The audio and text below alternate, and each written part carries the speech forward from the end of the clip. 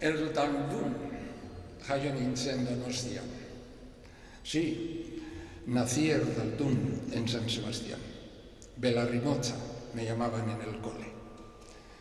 Cuando, pasados unos años ya adulto, inicié mi maratón en euskera, la primera meta que me propuse fue, curioso, ser belarriprest. Esto no me lo esperaba, desde luego.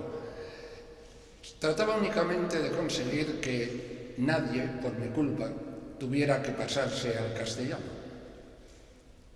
Ez zen erraza izan.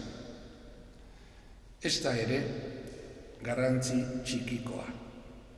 Claro que todavía quedan no pocos euskaldunes que ohituragatik edo ez dakit asmo honez, para no poner en aprietos mi euskera, se me acercan en castellano todavía.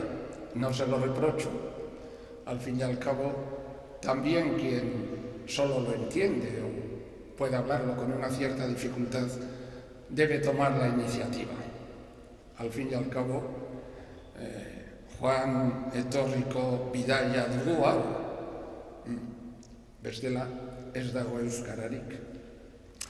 Bien, eman didate minutu bakar bat eta amaitzean nago.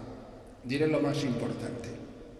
Creo sinceramente que cada belarriprest activo abre cada día una puerta al euskera. Pozgarri eta pizgarri, sobre todo para cuantos llevamos encima el malestar de pensar que hemos sido demasiado tiempo una barrera.